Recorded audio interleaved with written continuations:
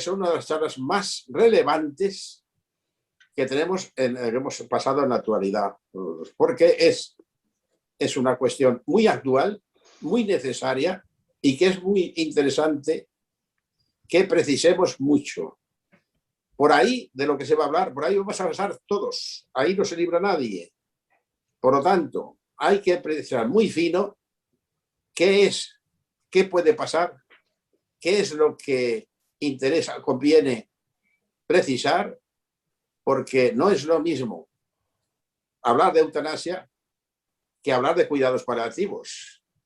Los dos acaban lo mismo, con la muerte, pero una cosa es que se cuiden a los enfermos en fase terminal, otra cosa es la eutanasia, que se acorta este padecimiento, esta situación extrema, ya por voluntad propia o voluntad ajena, no por un tratamiento natural. Bien, esto yo no puedo precisar tanto, para eso están estos señores. Efectivamente. Que están muy preparados y que nos van a hablar de un tema que posiblemente se ha hablado de las cuestiones, aspectos jurídicos, se ha hablado de aspectos de si se aprobaba o no se aprobaba en el Parlamento, cosas de este tipo, y que de alguna manera nos ha sensibilizado especialmente. Bueno, pues hoy podemos tener unas ideas más claras a partir de hoy. Y por lo tanto, por eso he anunciado por escrito, estamos anunciando por escrito, que hoy es una de las charlas de muchísimo interés y que conviene extenderlas. Es decir, que todo lo que aquí habéis aprendido o podemos aprender, tenemos que comunicarlo a todo nuestro entorno. Bueno, nada más. Muchas gracias y gracias también a los dos conferenciantes. El uno es muy conocido y el otro está ya bien conocido en Valencia y en otras partes, pero que también le agradecemos, Germán, que esté aquí presente con nosotros. Bueno, nos ha prestado su tiempo y su sabiduría. Tiene muchísima experiencia y ya lo presentará todo esto, como siempre, Jesús, que es un maestro presentador. Venga, Jesús, tiene la palabra. Sí, pero hoy me has quitado la presentación. No sé para qué me pagan. Si luego coges tú la palabra y me quitas todos los argumentos que yo más o menos iba a utilizar. Bueno, en primer lugar, bienvenidos a todos los que nos estén viendo o escuchando a través de este medio. Una vez más, confiemos que el medio sea suficientemente bueno para que podamos tener una velada sin dificultades técnicas. Estoy seguro que con la vigilancia y la custodia de Alberto lo conseguiremos. Como en ocasiones precedentes, estamos convencidos de que la extraordinaria calidad de los intervinientes de hoy nos va a permitir pasar una buena y provechosa tarde de viernes, donde vamos a estar peor que escuchando lo que vamos a escuchar esta tarde. Quizá alguno de los presentes no sepa que nuestro anagrama GEA significa Grupo de Estudios de Actualidad. Cada una de nuestras actividades culturales está siempre enfocada a hacer honor a esa denominación, desarrollar un tema que sea digno de atención e interés y además, si es posible, que goce de candente actualidad. Esta tarde, por tanto, podemos asegurar con contundencia que hoy se cumple con creces nuestra divisa, puesto que el título de las conferencias que vamos a escuchar a continuación reúne sin ninguna duda esos dos requisitos. La verdad sobre la eutanasia y los cuidados paliativos es el título de las conferencias. Para hablarnos sobre la una y los otros, tenemos hoy como personalidades invitadas a dos ilustres profesionales y conferenciantes.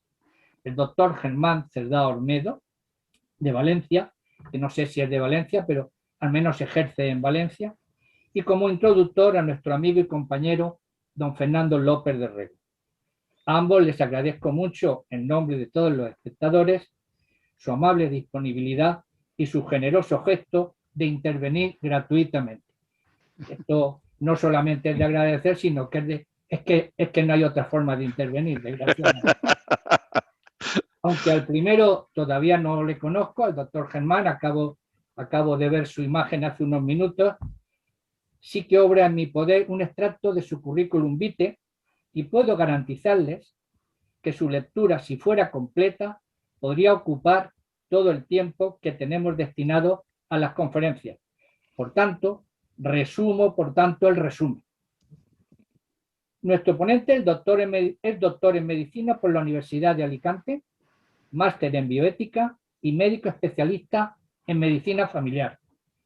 Ha sido acreedor a un gran número de premios profesionales, entre los que destaco el premio de la Generalitat Valenciana en materia de humanización de la atención sanitaria, Premio Nacional José Luis Madriaria 2005 a la Fundación Valenciana para el Estudio y Tratamiento del Dolor y finalista del Premio Esteve Unidos por la Atención al Paciente.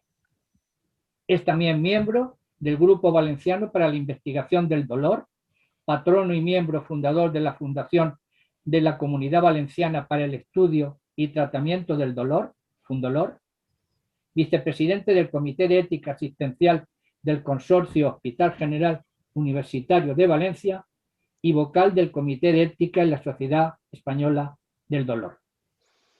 En el plano de la docencia ha sido, o es todavía, profesor de varias asignaturas en la Universidad Católica de Valencia, profesor del Máster de Bioética de la Escuela Valenciana de Estudios de Salud y en la Universidad Católica San Vicente Mártir.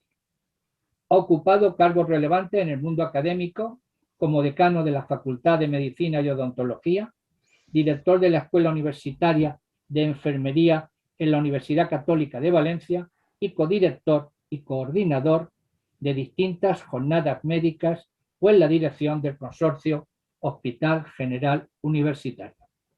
Por último, es autor de diferentes capítulos de libros dedicados a temas del dolor y de la bioética y autor de publicaciones, ponencias y comunicaciones en congresos, tanto nacionales como internacionales, así como titular de más de un centenar de cursos impartidos y director de numerosas tesis.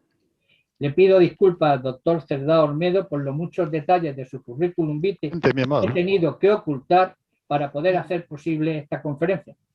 Si he ocultado alguno que le interese destacar, le ruego que aproveche su intervención para añadirlo y corregirlo. Como hemos dicho, le introducirá a nuestro compañero Fernando. Para compensar el tiempo que hemos utilizado en describir lo del doctor Germán, con Fernando vamos a ser mucho más parcos, porque ya es muy familiar para nosotros. Para los que no lo conozcan, diremos simplemente que es un diplomático, un jurista y un escritor con éxitos muy relevantes en las tres facetas. Pero para nosotros, sobre todo y principalmente, es uno de los miembros de GEA más apreciado y valorado en nuestra asociación, donde cuenta con un numeroso lobby de seguidores incondicionales, entre los que me incluyo.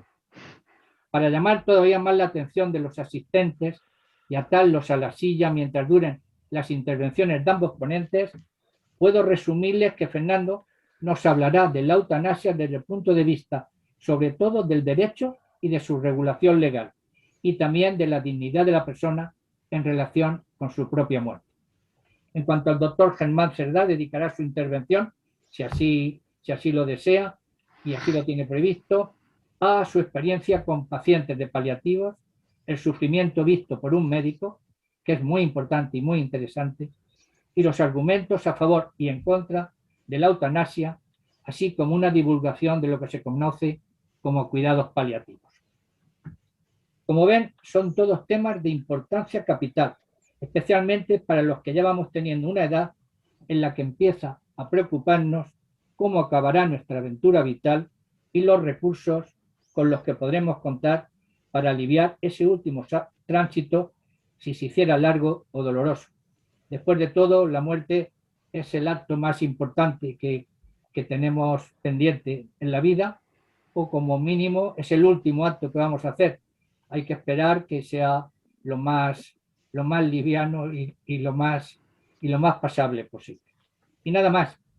Cuando terminen sus intervenciones, siempre lo advertimos, calculamos en 1 hora aproximadamente, por lo que me han anticipado los dos. Si el tiempo lo permite y los protagonistas se prestan a ello, que suponemos que sí, siempre suelen hacerlo, pero es una cortesía que nos lo hagan. Se abrirá un turno de preguntas que procuraremos que se puedan hacer personalmente por cada uno de los solicitantes, habilitando para ello su micrófono y la cámara.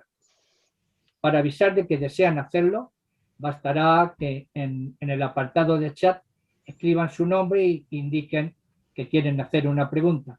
Yo iré leyendo el chat por orden cronológico e iré dando paso a las preguntas y a las personas que las quieren hacer.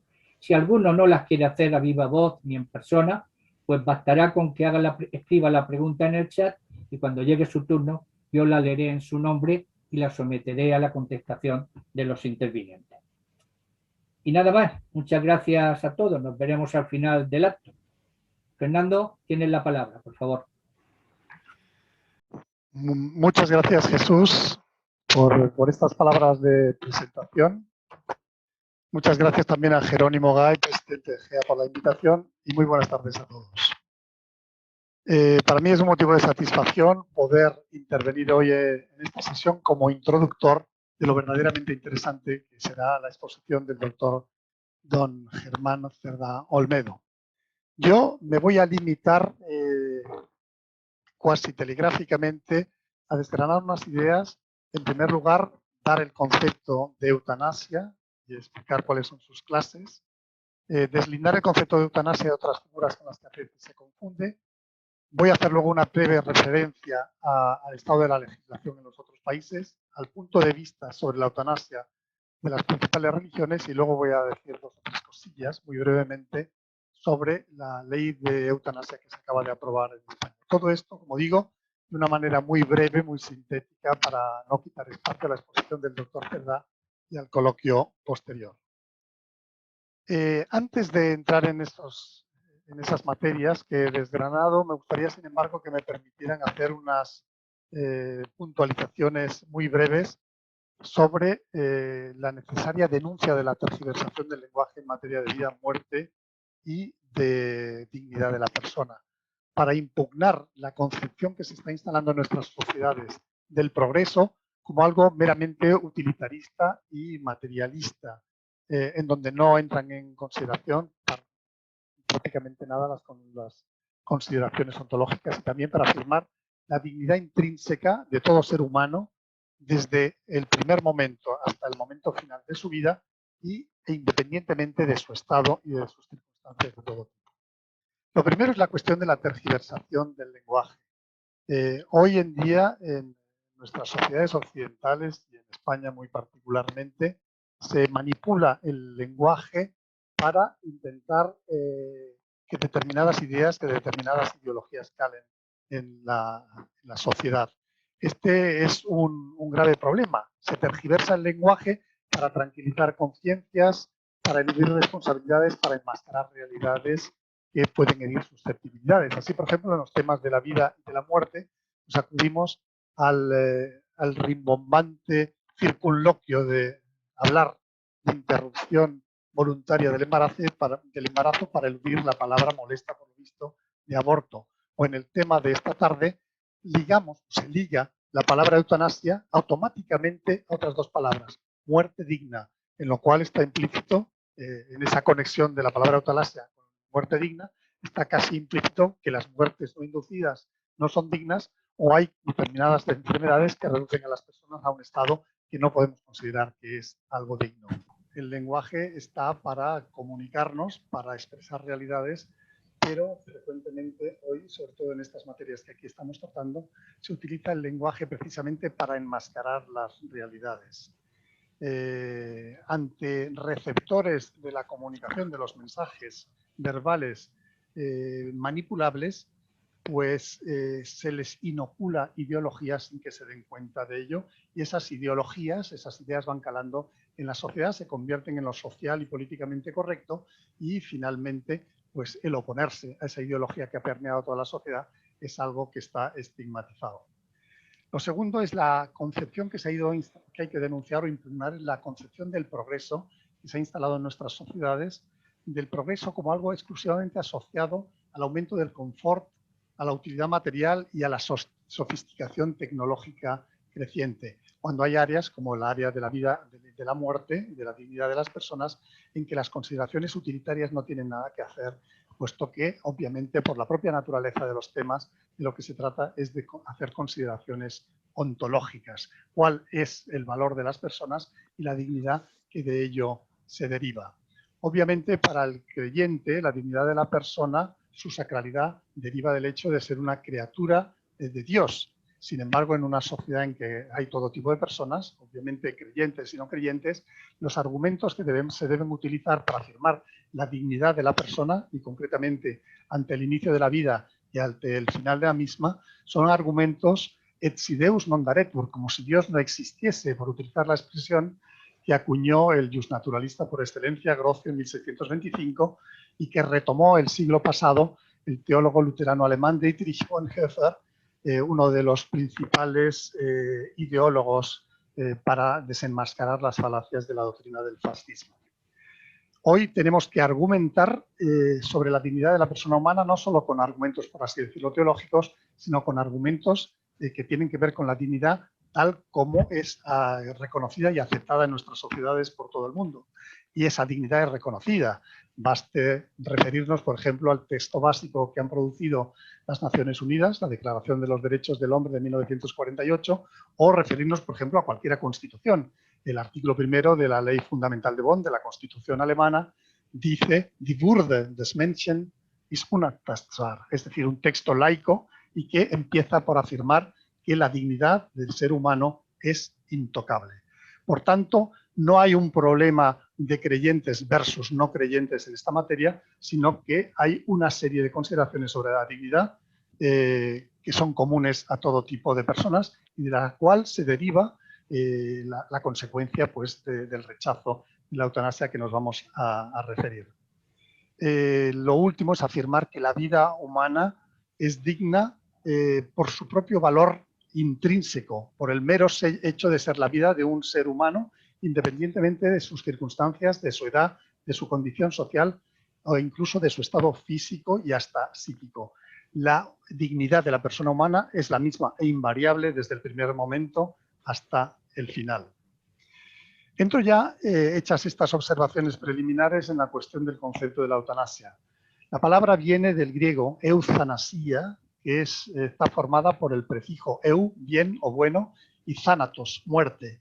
Por tanto, etimológicamente, eutanasia significa buena muerte o muerte dulce. Sin embargo, hoy utilizamos esta palabra para referirnos al acto de acabar con la vida de una persona con el fin de minimizar su sufrimiento. O como dice la Real Academia, es eutanasia la intervención deliberada para poner fin a la vida de un paciente sin perspectiva de cura. En suma, y resumiendo, es eutanasia el homicidio por compasión. Atendiendo al criterio del consentimiento del paciente, se distingue la eutanasia voluntaria, cuando media consentimiento del paciente, de la eutanasia involuntaria, que es la que se hace pese a la oposición, es decir, contra la voluntad del paciente. Una tercera categoría es la eutanasia no voluntaria, cuando no hay ni consentimiento ni rechazo expreso de la eutanasia, casos, por ejemplo, de las personas en coma o de los niños, y debe decirse que, salvo en el caso de la eutanasia activa, que está admitida en algunos muy pocos países, como luego veremos, las otras, tanto la eutanasia involuntaria como la eutanasia no voluntaria, están total y absolutamente prohibidas en todos los países. Por el criterio de si la eutanasia se hace por omisión o por acción, se distingue entre la eutanasia activa, cuando se da muerte al paciente, cuando se realizan actos que tienen como consecuencia la muerte del paciente, y la eutanasia pasiva, que es la simplemente consistente en dejar de tratar al paciente para que se produzca su muerte. Es lo que popularmente se llama la desconexión de los aparatos. Un concepto que es conveniente deslindar del de eutanasia es el del suicidio asistido, con el que muchas veces la eutanasia se confunde cuando es una cosa distinta. Ya la expresión suicidio asistido sugiere de lo que se trata, mientras que en la eutanasia es el médico o una persona exterior la que da muerte al paciente. En el suicidio asistido el paciente se da muerte a sí mismo, eso sí, mediante la asistencia de quien le proporciona los fármacos letales. Finalmente, diferente de la eutanasia, radicalmente diferente, es la ortotanasia. Orto, que significa recto, justo, por tanto, muerte recta, muerte justa, La ortotanasia no es otra cosa que la que denominamos hace un momento la eutanasia pasiva. Es decir, ante una muerte inevitable, sencillamente desconectar los aparatos, cesar el ensañamiento terapéutico. Hay que advertir que tanto desde un punto de vista médico como desde un punto de vista ético, la ortotanasia, la desconexión de los aparatos, es algo radicalmente diferente de la eutanasia. La eutanasia es dar muerte, mientras que la ortotanasia es no ensañarse terapéuticamente, es decir, es permitir que la vida llegue a su fin sin prolongarla artificialmente y prolongando por lo demás el sufrimiento. A pesar de la impresión que se puede haber generado con motivo de la promulgación de la ley española de eutanasia, no estamos, al aceptar en España la eutanasia, entrando en el club de los países de nuestra zona ni en un club mayoritario en el mundo. Todo lo contrario, de los 195 estados que existen en el mundo, por lo menos que son miembros de Naciones Unidas, solo en 3 estados europeos, Bélgica, Holanda y Luxemburgo, y en 3 estados más, Colombia, partes de Canadá y Quebec concretamente, y partes de Australia, concretamente Victoria y Australia Occidental, solo en esos países está legalizada la eutanasia. El suicidio asistido es también legislativamente en el derecho comparado muy minoritario. Solo se admite en Europa en 3 países, Suiza desde hace casi 80 años, Finlandia y desde fecha reciente, desde 1995 en Alemania, además de en 10 estados de los Estados Unidos.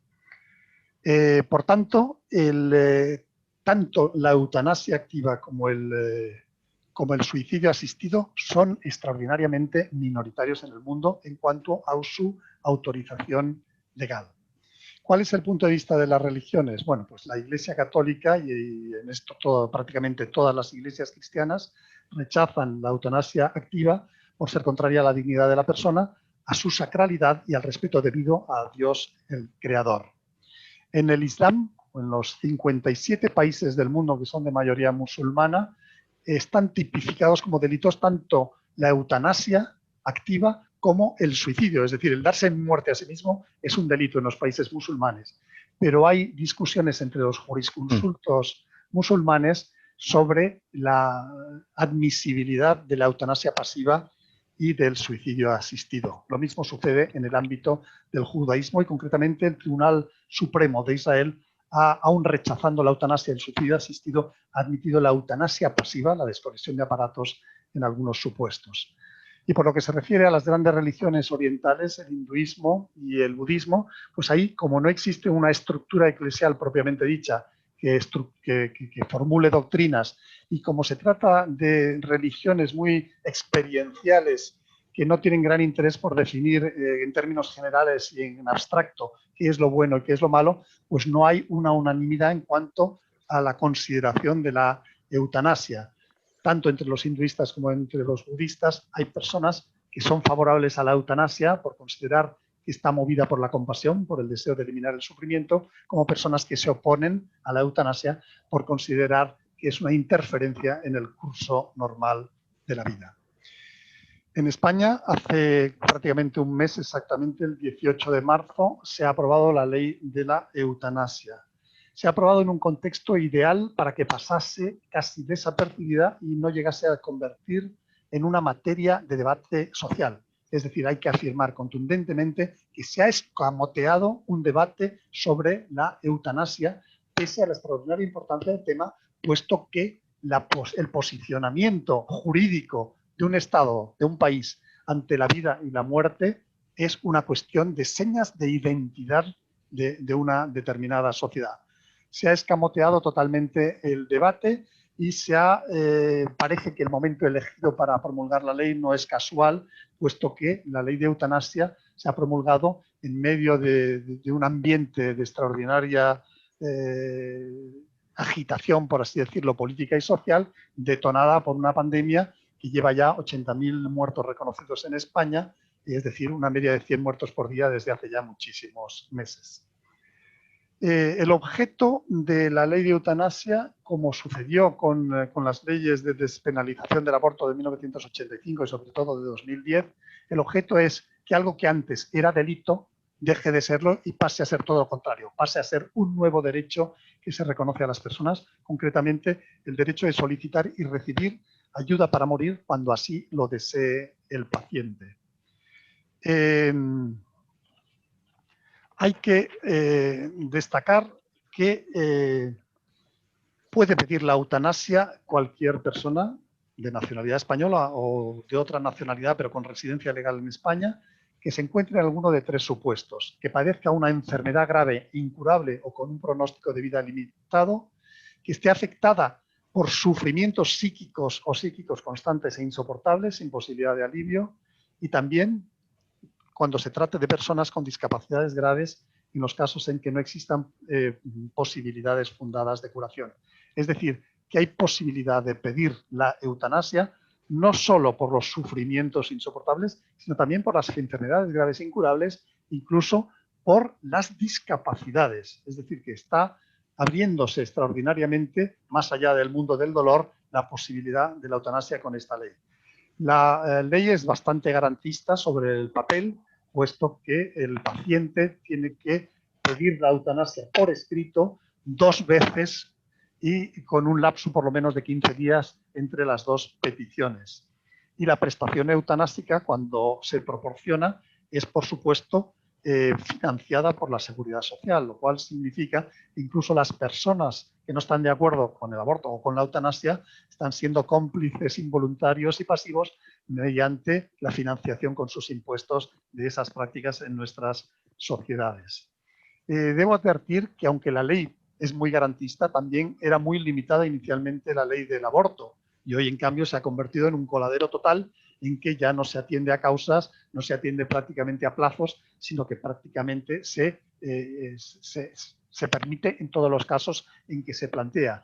Por tanto, entreabrir la puerta de la eutanasia, no seamos ingenuos, es meternos en lo que algún médico, por ejemplo el presidente del Colegio de Médicos de Madrid, el doctor Martínez Ayez, ha llamado a entrar en la pendiente resbaladiza en la que cada vez se van ampliando más los supuestos, en que cada vez se es más laxo en cuanto a la exigencia de consentimiento y en donde se provocan problemas graves como los de los países que la han legalizado. En Holanda hay personas mayores que se van a vivir a Alemania por miedo a ir a los hospitales y que por razones utilitaristas se les eutanasie sin en realidad contar con su consentimiento. De hecho, en uno de los 10 estados de Estados Unidos, en Oregón, en que está permitido el suicidio asistido, las relaciones o las encuestas con las personas que pedían el suicidio asistido sobre las causas daban que ninguna de las 5 principales causas aducidas para pedir el suicidio asistido era evitar el sufrimiento. Las causas que venían en primer lugar eran considerar que estaban en una situación indigna y considerar que eran una carga para la familia y para la sociedad. Este es un problema grave en cuanto a esa pendiente resbaladiza cuando se entreabre la puerta de la eutanasia. Y es que finalmente llega una gran presión social muchas veces para que la persona pida la eutanasia como manera de dejar de, entre comillas, molestar. El ministro de Economía japonés, Taro Sato, impúdicamente pidió en una locución, luego tuvo que disculparse, que los jubilados se apresuraran a morirse puesto que eran una carga demasiado gravosa sobre el presupuesto de la Seguridad Social, y la antigua presidenta Christine Lagarde del Fondo Monetario Internacional reiteradamente se ha referido a que la mayor esperanza de vida en esta generación, con el mantenimiento de las edades de jubilación de siempre, está llevando una carga insoportable a la Seguridad Social, que está constituida por los pensionistas y sus patologías. Termino ya, puesto que no quiero quitar espacio ni al doctor, ¿verdad?, ni al coloquio, con estas palabras introductorias, reafirmando que todo ser humano tiene una dignidad intrínseca e inviolable, que no es susceptible de gradaciones y que es universal e independiente de la situación de edad, salud o autonomía que se posea. La legalización de prácticas como la eutanasia y el suicidio asistido pretende mostrar como un bien, aliviar el sufrimiento, un procedimiento inaceptable. Abordar el sufrimiento humano pretendiendo eliminar a la persona que lo padece es ante todo un fracaso del sistema asistencial, pero también de la sociedad moderna, que lejos de suprimir a los débiles y a los sufrientes debería dedicarles los mejores esfuerzos y recursos disponibles precisamente porque son quienes más los necesitan. En el estado actual de la medicina, y de esto hablará el doctor Cerdá Olmedo, y de la práctica clínica, estos recursos existen y son eficaces para aliviar el sufrimiento de los enfermos crónicos o terminales, y constituyen, a través de los cuidados paliativos de calidad, la herramienta que procura el trato que toda persona merece en atención a su inviolable dignidad. Muy bien, Fernando. Has acabado, supongo. Sí, es que lo mío eran 10 minutos. Muy bien. Muchísimas gracias. Brillante y documentado como siempre. Nada nuevo que nos pueda sorprender. Si alguna vez vuelvo a ser joven, me gustaría ser como tú, de verdad. Le voy a dar paso al doctor Germán Cerdá, inédito en esta plaza, y como el presidente del gobierno no tiene límite de tiempo. Es una de las prerrogativas de los invitados por primera vez. Así que tiene usted la palabra, doctor. Bueno, pues muchísimas gracias. Yo he de avisar que soy peligroso sin tiempo, o sea que os agradeceré que me vayáis mostrando la inquietud de que esto tiene que terminar. No, bueno, lo primero, y fuera de bromas, quiero agradecer mucho vuestra invitación. La verdad es que me siento orgulloso. Y si os digo la verdad, y un poco exigido, sobre todo después de quien me ha precedido en la palabra, que creo que ha hablado con mucho conocimiento, con mucha altura académica y con unas habilidades de comunicación también envidiables. O sea que, bueno, pues vamos a hacer lo que podamos. Muchas gracias por vuestra invitación, al presidente, a ti Jesús, por esa presentación tan tremenda que me has hecho, que me ha puesto en evidencia que la próxima vez tengo que mandar 3 líneas y no mandar lo que te mandé, discúlpame. Y sin más, pues vamos a empezar. Mirar, yo y si me permitís, os voy a tutear a todos, aunque, por supuesto, aunque sea poco académico, pero yo os lo agradezco porque me siento más cómodo. Lo primero es justificar por qué me atrevo a hablar de este tema. Me atrevo a hablar de este tema porque, pues por la propia providencia, siendo médico de familia, como Jesús os ha contado, pues fui a caer en una unidad del dolor de un hospital general, del Hospital General de Valencia, que además es una unidad del dolor pues, de mucho prestigio en España y en Europa, y de repente me encontré enfrentándome a gente que se moría. Que se me morían todos mis pacientes, porque eran pacientes en situación de enfermedad avanzada y terminal. Y tuve una crisis personal no tanto, pero sobre todo profesional. ¿Para qué he dedicado tantos años a estudiar? Para mi ilusión era curar, salvar vidas. Y la verdad es que necesité hacer una reflexión profunda que es un poco el fruto de lo que luego os voy a contar, ¿no? A mí me han pedido personalmente pacientes la eutanasia. Yo he tenido que enfrentarme y he acompañado a muchos pacientes en ese tramo final, como decías Jesús antes, has dicho que toma nota, ¿no? Es el último acto que vamos a tener que hacer. Bueno, yo no sé si lo hacemos nosotros, pero el caso es que hemos de pasar por ahí, ¿no? Es decir, que tranquilidad, no es un examen. No es un examen, esto todo lo sabemos hacer, todo nos va a llegar, ¿no? Es decir, lo importante es lo de antes, ¿no? Luego hablaremos de eso, pero cuando hablamos de muerte digna, como ha dicho muy bien Fernando, lo que tiene que ser digna es la vida hasta el último instante. La muerte es otra cosa, pero lo que tiene que ser digna es la vida, porque la dignidad reside en el ser humano vivo. En el cadáver ya es otra cosa. Y si hablamos de ámbito espiritual, es otra también. Por eso quiero también inicialmente hacer otra puntualización, que además coincide y me alegra mucho con el planteamiento que ha tenido Fernando, ¿no? De estos temas se puede hablar de muchas formas. Yo creo que nosotros debemos de hablar desde el punto de vista de la ética y de la razón, de la reflexión, no del ámbito espiritual. ¿Por qué? Porque ese no es compartido por todos. Sin embargo, este es un aspecto en el que yo creo que desde las reflexiones de la razón se puede dejar bien claro cuál es la posición de uno y tener un sentido y una razón. Por eso mis argumentos veréis que van a ser todos desde la reflexión y desde la razón, y aunque evidentemente eso es coherente con la otra dimensión trascendental que tenemos todos, pero no voy a utilizar argumentos más que de razón, de reflexión y argumentos desde el punto de vista ético. Yo no sé si preferís que comparta la pantalla y podáis ver la presentación, quizás eso ayude un poquito a seguirme mejor. También digo una cosa, y me permites, Jesús, si alguno quiere preguntar e interrumpirme, yo no tengo ningún inconveniente. Jesús lo recoge y me para en cualquier momento, porque a lo mejor, como vamos a ir construyendo sobre ideas, a lo mejor en un momento determinado alguien dice, un momento, hasta ahí esto no lo tengo claro, no podemos seguir, ¿no? Entonces, te agradezco la oportunidad, doctor, pero no provoques a nuestros oyentes, porque conociéndolo, no te aseguro que pudieras continuar tu conferencia. Yo personalmente preferiría que la acabaras, Pues, que la gente fuera pensando ya qué tipo de preguntas te quieren hacer al final de tu intervención y con gusto entonces tendrás la oportunidad de contestarle a todos uno por uno. perfecto, pues a tus órdenes. Y como bien ha dicho Fernando, yo creo que es una labor importante que tenemos que hacer, la de dar visibilidad a los cuidados paliativos como la real alternativa al sufrimiento que para algunos justifica la eutanasia. Y como bien ha dicho Fernando, no es el sufrimiento al final la única causa, ni siquiera la principal por la que se potencia la eutanasia, ¿no? Se permite la eutanasia. Por eso es importante que tengamos claro por qué es tan difícil hablar de eutanasia. Mirad, hay tres aspectos que hacen difícil hablar. Cuando digo hablar pues con nuestros amigos, nuestros compañeros, tomando un café. Es tan difícil hablar de eutanasia por tres razones. Una la ha dicho Fernando, el problema del lenguaje, que está totalmente alterado y no estamos utilizando palabras que significan cosas diferentes a lo que queremos decir. Y eso dificulta muchísimo el diálogo, ¿no? El segundo aspecto por el que es difícil hablar es porque normalmente entramos en las emociones.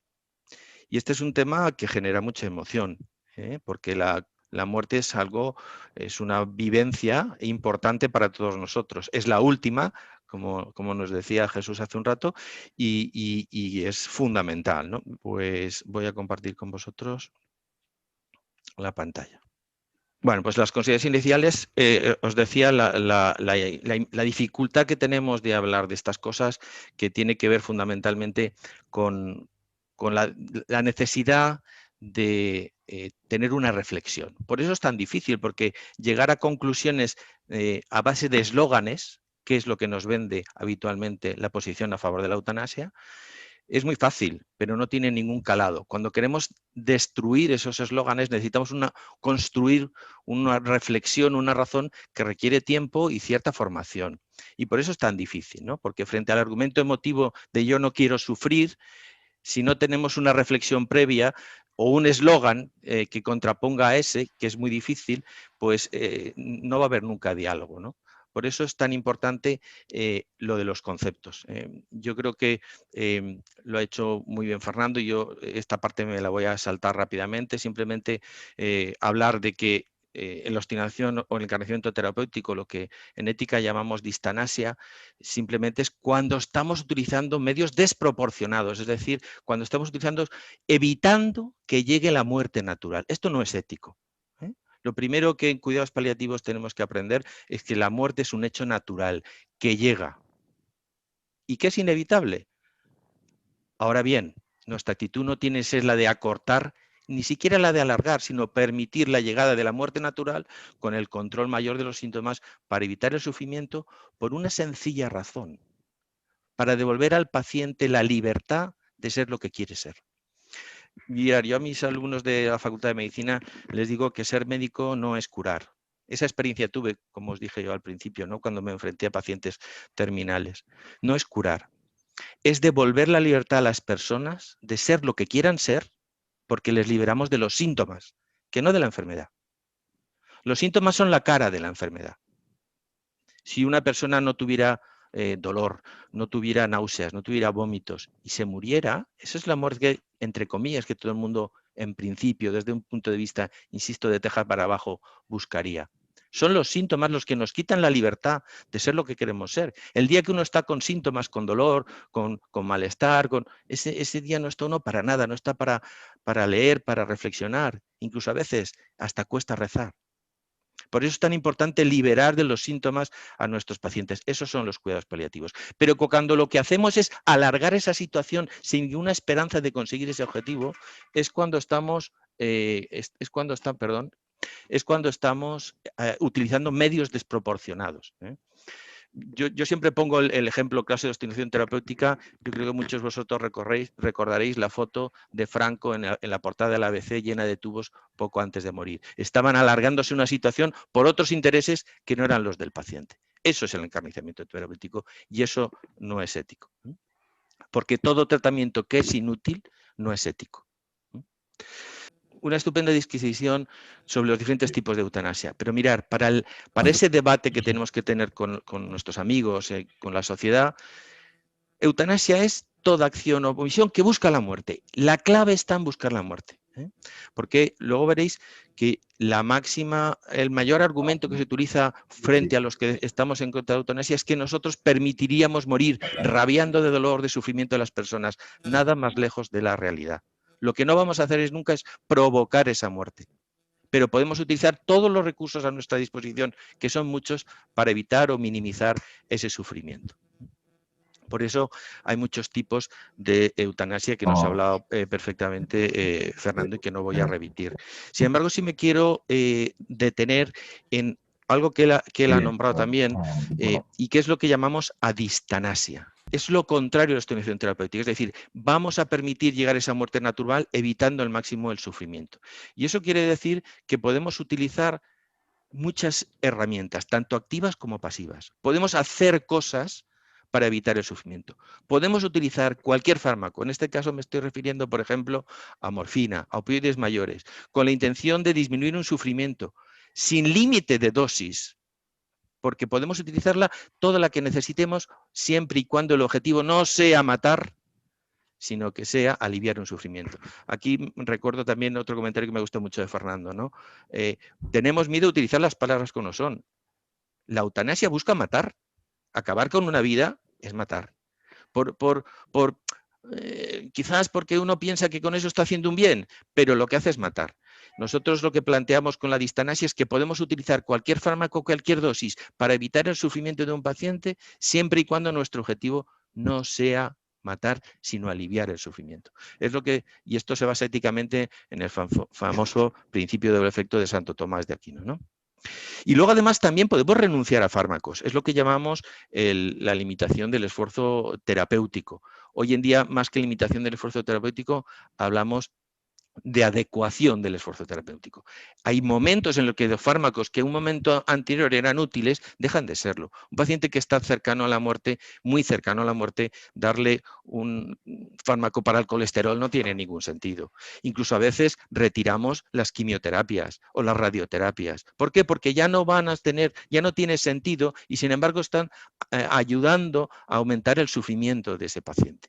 Por eso la adistanasia desde el punto de vista es ética y es moral, porque lo que busca es en ningún caso provocar la muerte, sino aliviar un sufrimiento. Ahora bien, el miedo a provocar la muerte no frena el que podamos utilizar las dosis adecuadas para ese objetivo, para el delimitar el sufrimiento y no para acabar con una vida. Y vosotros me estaréis diciendo, bueno, ¿y entonces quién decide cuándo eso es una eutanasia o no es una eutanasia? Bueno, pues esa es una definición, eso es un problema que al final queda en el ámbito personal y moral del que toma la decisión. Desde fuera es difícil saber si una medida ha sido eutanásica o no. Bueno, hay algunas evidentemente eutanásicas, pero otras no es tan fácil. Hay que conocer muy bien el caso clínico y saber si esa dosis que se ha dado era una dosis que en sí misma provocaba la muerte o que se ha ido subiendo dosis para aliviar un sufrimiento. La sedación, este es otro concepto que creo que es muy importante que tengamos claro. La sedación no es eutanasia. La sedación es un tratamiento de los cuidados paliativos y lo que busca es desconectar al paciente del medio para que no sufra, no matarlo. Y además la sedación es reversible. En un momento determinado un paciente puede tener una crisis de ansiedad tremenda y de dolor tremendo en el que yo puedo introducir una sedación, sedarlo, tranquilizarlo y luego ir revirtiendo progresivamente, poco a poco, esas dosis para ver en qué situación clínica se encuentra. Pero la sedación es diferente de la eutanasia. Por mucho que se pueda utilizar prácticamente los mismos fármacos para una cosa y para la otra. Por eso al final esa decisión eutanásica de cuándo una medida clínica es eutanásica queda en la moral, en la formación moral de cada médico que le aplique. Esto es un problema porque en las facultades de medicina tenemos que enseñar la sedación, no la eutanasia. Y tenemos que formar a nuestros profesionales para que sepan distinguir y tener unos valores sobre los que construir y tomar decisiones clínicas todos los días. Y también en el tema de la sedación. Y porque sin esta formación, acordaros que os decía al principio, la importancia de una formación previa, uno puede dejarse llevar por las emociones y aplicar unas dosis que ya no son de sedación, sino son de eutanasia. puesto en esta diapositiva la declaración del 5 de mayo de 1980 de San Juan Pablo II. Ante la inminencia de la muerte irreversible, se pueden adoptar en conciencia la decisión de renunciar a tratamientos que solo procurarían una prolongación precaria y penosa de la vida, sin que por ello haya que interrumpir los cuidados normales que debe recibir un enfermo en tal caso. Esto es muy importante. Vamos a reducir, vamos a renunciar, vamos a adecuar los tratamientos a los que son útiles, pero no vamos a quitarle tratamientos que son imprescindibles para mantener su vida. Esta es una decisión difícil, cuando a un paciente se le puede retirar la nutrición o cuando se le puede retirar la hidratación. Bueno, pues esto supongo que luego en el debate podemos entrar más en detalle, ¿no? Son decisiones difíciles, ¿no? Y este es el concepto que también Fernando ha hecho hincapié, ¿no? Frente al concepto de eutanasia, que ya ha perdido su origen etimológico, ¿no? De buena muerte, sino de provocar la muerte, o como bien ha dicho, de homicidio, ¿no? De homicidio por compasión, surge el concepto de ortotanasia. El concepto de ortotanasia se podría resumir como no a la eutanasia, no a la distanasia, pero sí a la adistanasia. Es decir, no a la eutanasia, no al encarnecimiento terapéutico y sí a poder hacer adecuación del tratamiento terapéutico o a renunciar a determinados tratamientos. Este sería el concepto de ortotanasia. Bien, y cuidados paliativos. Fernando nos ha hablado, yo creo que con mucho acierto, de lo más importante de la ley que en España se aprobó el 18 de marzo, ¿no? Y yo creo que esa ley tiene un efecto muy pernicioso para la sociedad. Esa ley, como todas las leyes de la eutanasia, ¿no? Y es que no da alternativa al sufrimiento. Si aceptáramos que frente al sufrimiento solo tenemos la eutanasia, bueno, pues a lo mejor habría que aceptarla como último recurso, que es lo que ellos plantean con esta ley que es proteccionista. Pero es que hay alternativa a la eutanasia, que son los cuidados paliativos. Y cuando nosotros estamos aprobando una ley que favorece la petición de la eutanasia y no al mismo tiempo damos y potenciamos una alternativa de cuidados paliativos, estamos abocando a la gente que no maneja o no sabe manejar su sufrimiento hacia la eutanasia y no hacia los cuidados paliativos. Los cuidados paliativos son, son unos programas activos, integrales, que buscan atender al paciente y a su familia, a todo el entorno, para evitar el sufrimiento, para devolverles la máxima calidad de vida. Este tema de calidad de vida no me gusta nada dicho así, pero bueno, no nos da tiempo a entretenernos en eso. Pero lo que buscan es dar la cobertura completa, integral al paciente y su familia ante una situación difícil como es la de la enfermedad grave, avanzada y terminal. Esto es importante. Los cuidados paliativos no buscan curar. Desde el principio sabemos que no podemos curar, pero sabemos, y a mí, como os decía al principio de la charla, me costó entenderlo, sabemos que nuestra labor más importante no es curar, sino devolver a los pacientes a la libertad de poder manejar su vida. El final de la vida es un momento muy importante de la vida. En el momento en el que uno empieza a ver cosas que antes no veía, en que desaparecen muchas cosas superficiales a las que uno al principio le da mucha importancia y que en ese momento de cercanía de la muerte de repente se da cuenta qué es lo importante. Es muy importante que en ese momento, cuando llegue, uno esté lo más libre de síntomas, lo más consciente, para que esas decisiones del final de la vida se hagan desde la libertad. Y esto creo que es muy importante. Los cuidados paliativos, por tanto, buscan esa atención profesional que incluye todas las dimensiones del ser humano, no incluye solo los aspectos físicos, sino incluye también los aspectos psicológicos y los espirituales. Todas las dimensiones del ser humano tienen que trabajarse en este momento tan difícil en el que la persona está cercana a la muerte y con una enfermedad avanzada y que generalmente pues, puede provocar síntomas y síntomas difíciles de llevar, ¿no? Para que recordaros que esto no es una visión desde el punto de vista pues creencial, sino que os pongo en esta diapositiva los objetivos definidos por la Organización Mundial de la Salud para los cuidados paliativos. Fijaros porque son muy interesantes. El primer objetivo es que los cuidados paliativos reafirman la importancia de la vida y consideran la muerte como un proceso normal. Reafirma la importancia de la vida. Mirad, no sé si nos da tiempo luego hablar, pero cuando hablábamos de la muerte digna y la dignidad del ser humano está en el ser humano vivo. Si Si acabamos con la vida, acabamos con su dignidad, por lo menos con la dignidad del ser humano mínimo. El cadáver tiene otra dignidad y los que tenemos y esperamos pues una vida después de esta, pues evidentemente estamos en otra circunstancia. Pero sin vida no hay libertad, no hay dignidad, no hay nada, desde el punto de vista, insisto, de Texas para abajo. Los cuidados paliativos deben establecer un proceso que no acelere la muerte ni tampoco lo prorrogue. Esto lo dice la Organización Mundial de la Salud. Que no acelere la muerte y tampoco que la prorrogue, ni encarnicionamiento terapéutico ni distanasia. Que proporcione alivio al dolor y los otros síntomas y que integre aspectos psicológicos y espirituales. También lo dice la Organización Mundial de la Salud. Se trata de ofrecer un sistema de apoyo al paciente para que pueda ser lo más activo posible, para que siga siendo dueño de su vida hasta el último instante de su vida. Nosotros no le tenemos que decir cómo maneja su vida. Tenemos que liberarle en la medida de lo posible de sus síntomas para que siga pudiendo tomar decisiones. En un momento importante de la vida, porque es cuando desaparecen y se caen tantas cosas que hemos dado tanta importancia, de poder, de, pues no sé, de éxito, y de repente te das cuenta de lo importante que es el cariño, el amor, el aspecto espiritual. Pero para eso necesitamos también liberarnos del dolor, de los síntomas, aprender a manejar el sufrimiento. Luego, no sé cómo vamos de tiempo, Jesús, yo sí que te agradecería que me digas cuándo tengo que ir cortando. Estamos en estos momentos en las 8. En la práctica hemos comenzado a las 7:16, así que estás estupendo de tiempo. Vale. Puedes hablar con toda tranquilidad. Estupendo. Pues fijaros, yo creo que esto es muy importante, ¿no? Tan importante que a mí como profesional me costó entenderlo. Yo de repente, cuando llegué al hospital, en un servicio de anestesia, con profesionales de primer nivel, y en las sesiones clínicas yo solo contaba que mi paciente había muerto sin dolor. Y al principio me daba hasta vergüenza, hasta que me di cuenta que el papel que uno desarrolla al lado de una persona, ya no de un paciente, de una persona, que lo libera de los síntomas físicos, psicológicos, que le están impidiendo ser lo que quiera ser, es lo más grande que se puede hacer por una persona. Más que curar, a lo mejor. Hombre, curar es lo mismo, pero mejor, ¿no? Porque solucionas el problema, pero medicina curamos muy pocas veces.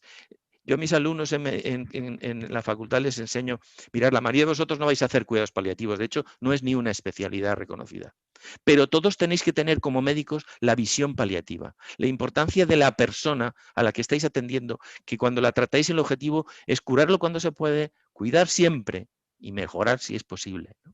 Bueno, la frase es de otra forma y es más bonita como lo he dicho yo, pero el mensaje es el mismo, ¿no?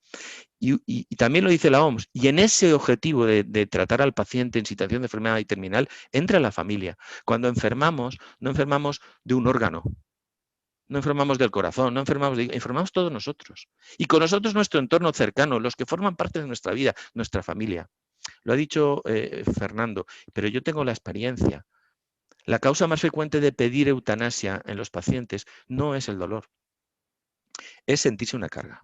Es sentir que su hijo, que su yerno ha tenido que dejar el trabajo para poderle cuidar. Sentir que ha habido un problema económico en la familia desde que él no trabaja. Sentir que hay que dedicarle muchos recursos. Sentir que no puede ayudar a los demás en su casa.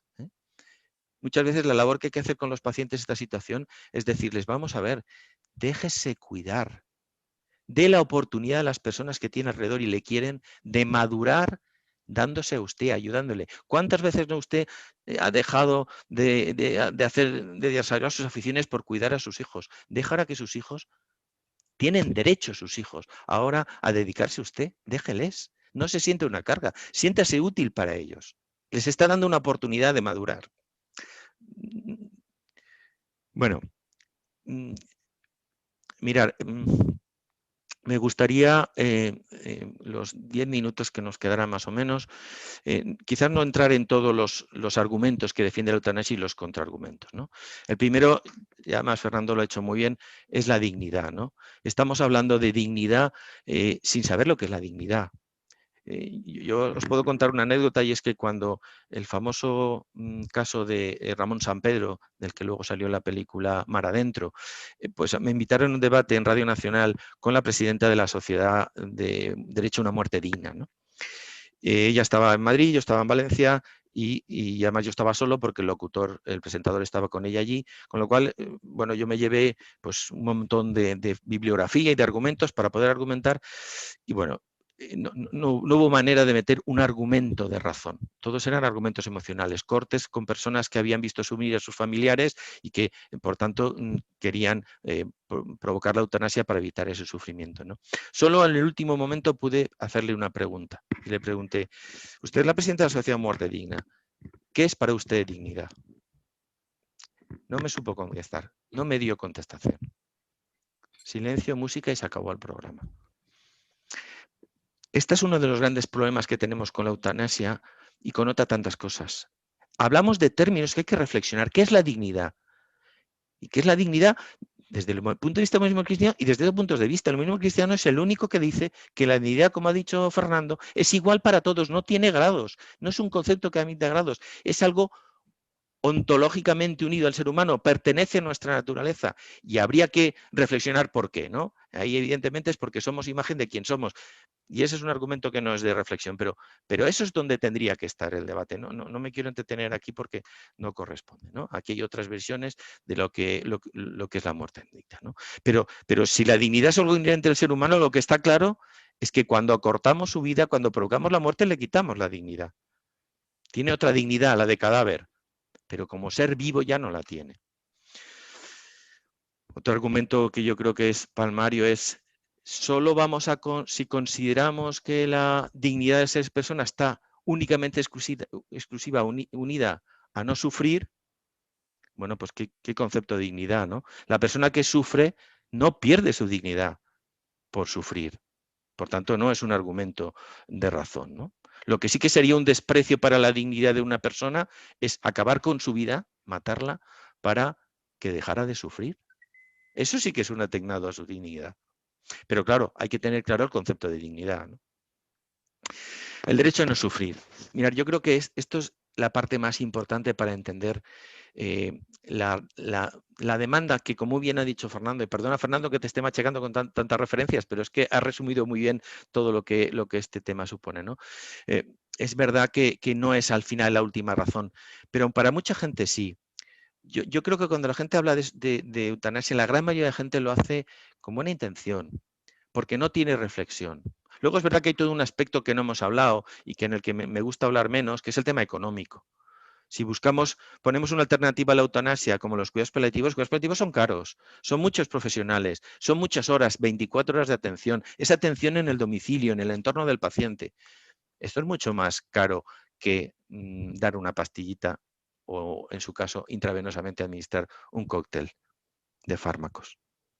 Pero ese es otro tema que si luego si queréis en el debate lo podemos tocar, pero no es importante. El problema por el que la gente pide morir, ¿os lo habéis planteado alguna vez? ¿Por qué una persona pide la eutanasia?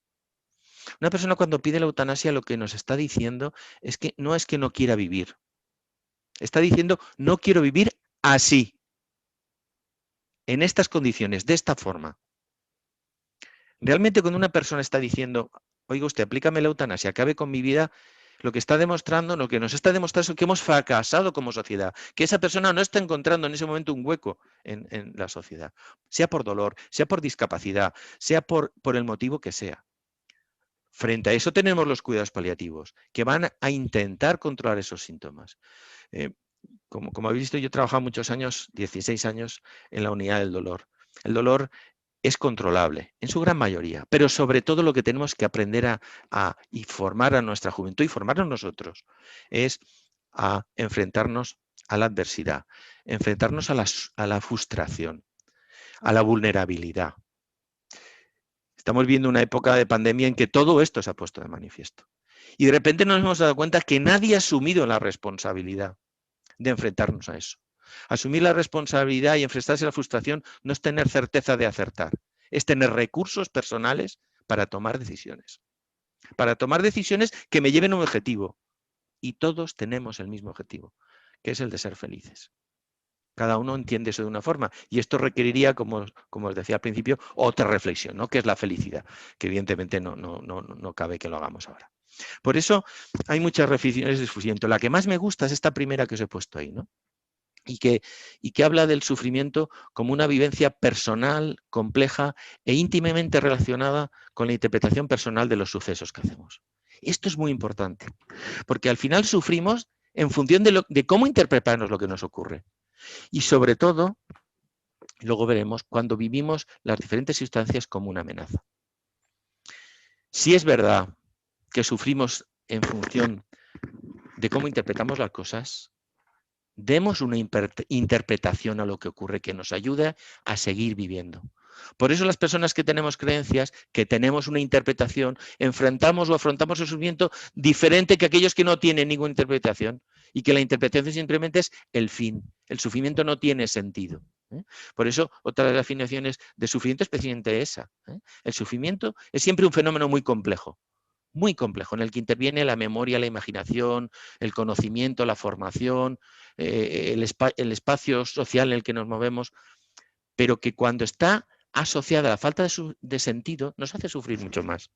Cuando la interpretación de lo que hacemos es negativa, nos hace sufrir mucho más. ¿Cuántas veces, por lo menos yo lo he pensado, ¿no? He visto pacientes que se han enfrentado de forma muy diferente al sufrimiento de la cercanía de la muerte. Y he aprendido mucho de ellos. Todo esto que os cuento es fruto de lo que he visto en mis pacientes. Yo he visto morir gente desesperada, yo he visto morir gente esperanzada. Todo en función de la interpretación de lo que estaba ocurriendo, de lo que estaba por venir. Hay una definición que es muy larga, pero que a mí me gusta mucho, que es esta que os pongo aquí, y que hace referencia al sufrimiento como una amenaza. Si os dais cuenta, sufrimos muchas veces precisamente porque interpretamos antes de lo que ocurre. Es lo de preocuparnos en vez de ocuparnos, ¿no? Uno está ya sufriendo por lo que le va a venir, ¿no? Y ya está imaginando lo que va a ocurrir. Y sobre todo lo que piensa es que no tiene recursos personales para enfrentarse a esa situación que le va a superar y, por tanto, cuando esa situación es grave, puede preferir incluso morir. Yo siempre a mis alumnos les cuento, o me gusta contar cosas, vivencias, ¿no? Para dar a todo esto no un aspecto de una discusión o una reflexión en el aire, sino tocando tierra. Yo recuerdo mi cuñadita reciente, mi noviazgo con mi actual mujer, fuimos a la playa y se clavó un anzuelo dentro del agua. Y bueno, pues tuvimos que llevarla, entonces estaba en segundo medicina, no me atreví a hacer nada, y la tuvimos que llevar al médico del pueblo, ¿no? Y el médico del pueblo le dijo, mira, te voy a dar un pinchacito y te voy a anestesiar para que no te duela cuando te quite el anzuelo. Y aquella, que tenía 6 añitos, empezó a llorar amargamente, dijo, no, que me corte el dedo, pero que no me ponga anestesia. Bueno, pues a veces nos pasa eso, ¿no? Interpretamos lo que nos va a ocurrir, interpretamos lo que nos va a ocurrir y entonces tomamos decisiones pensando que no vamos a ser capaces de enfrentarnos a eso. Y no nos preparamos y no nos informamos, no nos preparamos para enfrentarnos a la frustración. Y cuando formamos a nuestros chicos, a nuestros jóvenes, tenemos que enseñarlos a enfrentarse a que las cosas no son como queremos y que frente a lo que ocurra, tenemos que ser capaces de dar sentido, de encontrar una forma de afrontarlo que nos lleve a nuestro objetivo de ser felices. A veces, y creo que no me va a dar tiempo a seguir más, pero a veces a los pacientes había que recordarles que siguen siendo dueños de su vida, que siguen teniendo derecho a pelear por su felicidad. Y que probablemente en ese momento se van a dar cuenta que su felicidad no es tanto en ellos como en los que están a su alrededor. Entonces, la gestión del sufrimiento es lo que no se nos ha enseñado. Se nos ha enseñado a huir del sufrimiento. No hemos generado recursos para sufrir. No hace poco los niños ya no suspendían asignaturas, no avanzaban adecuadamente, no progresaban adecuadamente. No vaya a ser que eso del suspenso, ahora ya nadie repite curso, ¿no? Bueno, pues si uno no sabe enfrentarse a esas pequeñas frustraciones de que uno no es el mejor, de que uno tiene sus carencias, de que ocurren cosas que uno quiere, ¿cómo va a ser capaz luego de afrontar la muerte de su padre cuando tenga 12 años, o que se quede viudo a los 40, o que se arruine? Sí, señor. Yo creo que esto es un aspecto fundamental, ¿no? Y hemos transformado el no sufrir en un derecho. Aquí Fernando tiene mucho más que decir. Yo, ¿cómo puede ser un derecho el no sufrir, ¿no? El sufrimiento es algo consustancial a la vida, como la felicidad. Pero tanto uno como otro hay que saberlas trabajar. y hay que hacerlo, ¿eh? Tengo que acabar porque no quiero ser muy pesado, pero aquí nos surgen ya muchas preguntas, ¿no? Bueno, vale, si aceptáramos que el sufrimiento es una causa como para acabar con una vida, ¿qué nivel de sufrimiento? Porque es que hay chicos que se han suicidado porque su novia les ha dejado a los 18 años. Es que hay gente que se ha suicidado porque una empresa ha quebrado. Es que hay gente en Suiza, una asociación que se llama Dignitas, a la que uno se apunta y puede ir a unos chaletitos en un sitio paradisiaco en el fin de semana y tiene en la mesita de noche el cóctel necesario para provocarse y buscar la muerte irídica, ¿no? Con un acompañante, con su pareja, en cualquier momento. Porque es que en el momento que admitamos que una vida es prescindible, esto es lo que llamamos pendiente resbaladiza, ¿por qué no otras no? Porque solo voy a pedir yo voy a tener derecho a que se me aplique la eutanasia porque esté muy grave. Oiga, ¿no puedo pedirlo sin estar tan grave? ¿Por qué no? Si soy prescindible, si para mí esa vida ya no tiene sentido, porque resulta que, pues eso, ha quebrado mi empresa, ¿por qué no tengo yo derecho a que se me aplique? En el momento que admitimos que hay una sola causa para prescindir de una vida, ya no podemos parar. Y como ya se ha dicho Fernando, esto mismo pasa con la ley de aborto y esto mismo está pasando con la ley de eutanasia en otros países. Es verdad que esta es muy garantista, pero es que al poco tiempo esto se va lógicamente resbalando por esa pendiente porque no hay argumentos que sustenten cuando falta el argumento básico, y es que todas las personas son insustituibles, que tienen valor en sí mismo y que tienen ese valor y esa dignidad siempre que estén vivos. Bueno, perdonad, yo creo que lo vamos a dejar aquí. Tanto Fernando como yo estamos a vuestra disposición para contestar a los comentarios, las preguntas que queráis hacer. Muy bien, pues muchísimas gracias, Germán. Puede parecer un tópico, pero creo que ha sido una de las conferencias más extraordinarias que he oído en muchos años. De hecho, estoy seguro que cuando esto se publique en YouTube, volveremos a disfrutarla de nuevo muchos de los que hemos participado hoy aquí, porque creo que hay mucho que pensar y analizar en tus palabras. A mí me ha encantado tu conferencia, me ha encantado tu personalidad, tu proximidad, y mientras se calientan nuestros espectadores, me gustaría hacer dos preguntas. No solo hacerlas por si acaso hay alguien que está ya haciendo preguntas, pero le voy a dar tiempo a que, como digo, se calienten algunos de ellos para hacerlas. Yo quería preguntarte dos cosas. En primer lugar, en tu larga experiencia profesional, se encuentran muchos casos ante los que un paciente al que le han dado un diagnóstico y sobre todo un pronóstico de muerte irreversible, de que nada de lo que le pueden hacer va a solucionar su problema, pero que si lo intervienen quirúrgicamente, si se somete a un largo y doloroso proceso de quimio, etcétera, etcétera, podemos prolongarte la vida un año o unos meses más. ¿Serán casos en los que renuncia ese tipo de tratamiento y se retira a sus cuarteles de invierno a esperar la muerte, o no se dan ese tipo de casos? Es muy raro, es muy raro. Mira, cuando mi experiencia, te hablo de mi experiencia, cuando un paciente tiene una noticia pues muy negativa por su pronóstico, se pasa por muchas fases, ¿no? Y por eso es muy importante que en ese momento esté acompañado de gente que tenga experiencia, porque le puedes ayudar. Nunca tomas decisiones por él, pero sí que le puedes ayudar y unir. Sobre todo, en ese momento lo que es muy importante es tener alguien en que apoyarte que lo pueda hacer desde la distancia emocional y técnica, que se me cae la luz, desde la distancia emocional y técnica para ser objetivo, para ayudarte a que tú encuentres en ti mismo la fortaleza para tomar decisiones. Y que te lo haga, mira, yo siempre cuando hablaba con mis pacientes, en la primera, siempre íbamos con la enfermera, nosotros, el equipo era una enfermera y yo, íbamos al domicilio. Y teníamos muy bien estudiado el trabajo.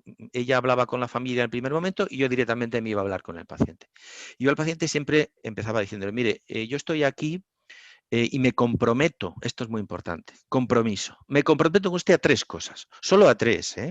La primera, me comprometo a que siempre que me llame estaré. Y usted diría, ¿cómo lo voy a hacer? Me la voy a hacer porque le voy a dar mi teléfono. sepa usted que no es mi único paciente. Pero cuando usted necesite, usted me puede llamar por teléfono. En aquel momento no había móviles. Ya os contaría un día una anécdota que me pasó muy graciosa. 2. Cuando usted me pregunte algo, yo siempre le voy a contestar con la verdad. Esta es una forma de decirle, ojo con lo que me preguntas. No quieres saberlo.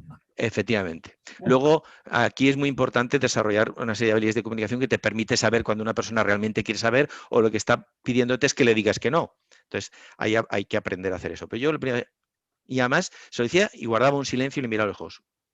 Siempre que me pregunte, le diré la verdad. Y tercera, cuando me pregunte algo que no lo sé, yo le buscaré una respuesta. Si yo no lo sé, preguntaré a otro compañero, yo le daré una respuesta. Es decir, descanse sobre mí el aspecto técnico. Usted solo tiene que ocuparse de vivir. Y yo me encargaré de intentar que usted me cuente lo que le pasa y ayudarle. Si son fármacos, si son fármacos. Si necesita usted un psicólogo, un psicólogo. Si usted necesita un sacerdote, un sacerdote. Claro. Y esa misma labor luego hay que cambiarla. Se hace con la familia. Porque, como decíamos, cuando uno enferma de una enfermedad grave, no enferma solo él, enferma él y su familia. Y, por tanto, para ser eficientes en ese control multidimensional del sufrimiento, necesitamos trabajar por cada uno de esos aspectos. Y la familia es muy importante. Y dentro de la familia lo que llamamos el cuidador primario. Bueno, perdona, que ahí me enrollo mucho. Entonces, contestando a tu pregunta, Jesús, no es habitual, pero cuando además le ofreces esta situación, entonces desaparece esa acción. De hecho, recuerdo siempre un paciente que le contesta 3 cosas y cuando acabo me dije, mire doctor, le agradezco mucho lo que me ha dicho. El día que quiera ya le preguntaré, ya sé quién tengo que preguntarle. Y nunca me preguntó nada. Está claro. Muy bien. Permíteme, abusando de mi privilegio de tener la voz y el micrófono, una última pregunta porque ya veo que hay 2 preguntas preparadas a continuación.